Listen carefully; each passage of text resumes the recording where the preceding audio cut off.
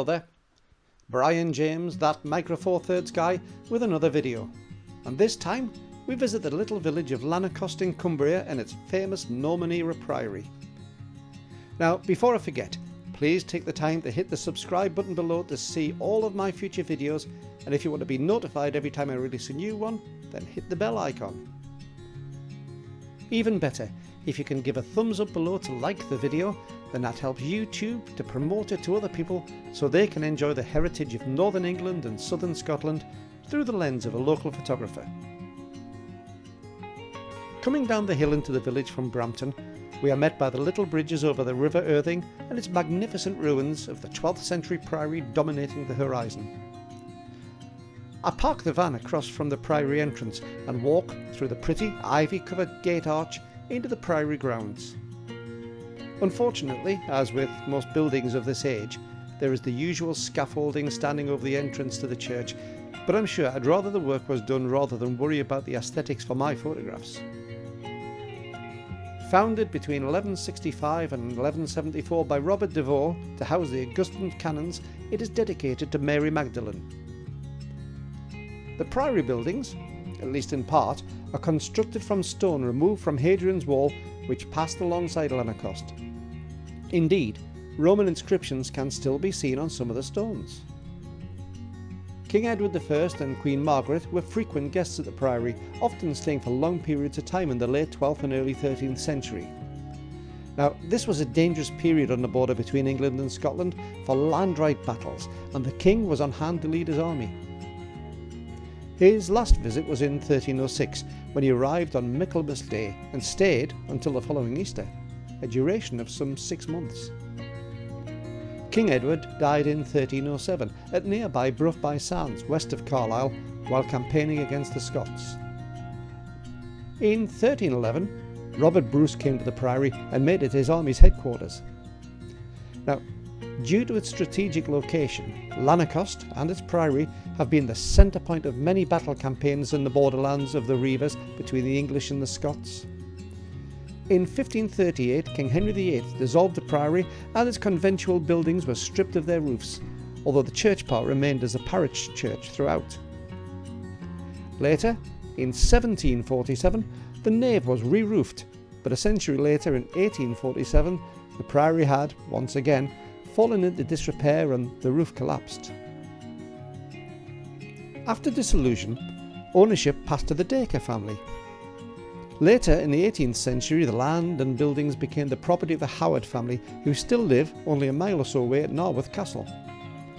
However, in 1929 the ruins were transferred to public ownership, and they are now in the care and maintenance of English Heritage.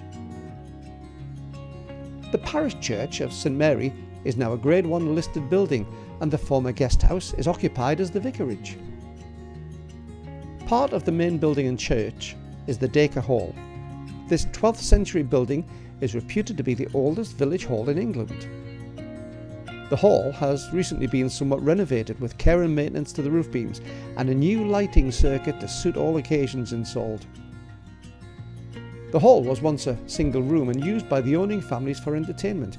However, today it is divided into a main hall with a raised performance stage, a supper area and a kitchen. In fact, as a musician I've had the pleasure of performing many times on that stage, a rather grand venue if ever there was one. Indeed, it has over the decades been a host to many artists, some of which have achieved international fame. Its walls keep many secrets. Now, it's amazing how you can fall out of good habits, isn't it? As I've mentioned in previous videos, I was, until lockdown last year, running a successful photography business. I was meticulous when it came to preparation before a shoot. Plenty of spare batteries and formatted memory cards in my case, and always a spare lens and a spare camera body. So when my battery ran out on my Olympus midway through the shoot, I wasn't bothered. I had a couple of spares in my bag. Of course, it was only when I put the new one on that I realised that they had not been checked for some time and gone flat. Luckily, I'd almost finished the shoot, so only required a few more shots, and I also had in my camera bag the little Lumix GX1. Lifesaver. Lesson well and truly learned. Leaving the priory grounds through the archway onto the main road, we turn left and back towards the bridges. There are two bridges at Lanercost. The old stone bridge over the River Irthing was built in 1724 to allow the passage of pedestrians, pack horses and carts. It was constructed by four local stonemasons: Isaac Monkhouse of Castle Sowerby, William Rilton of Rawton Head, Philip Simpson of Sedberham and Joseph Simpson of Dalston. It replaced earlier bridges both on this site and also further upstream. These either fell into disrepair or were washed away by floods. On each side of the bridge, carved into the stonework, are the words, "This bridge is not safe for tractors." Make of that as you will.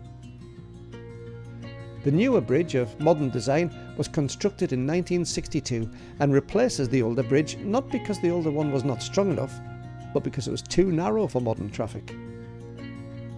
The bridge leads us over to the Abbey Bridge Hotel, and what was, for many years for myself at least, a fine public house before becoming a hotel only a decade or so ago.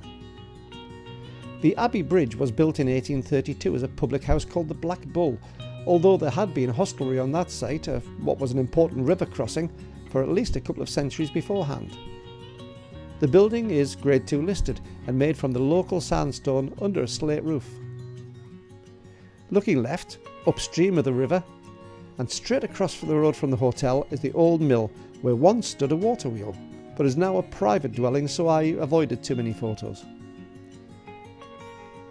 As I'm typing this in late March, I'm looking forward to England coming slightly more out of its lockdown tomorrow, and with that brings the opportunity to travel once again to locations slightly further afield.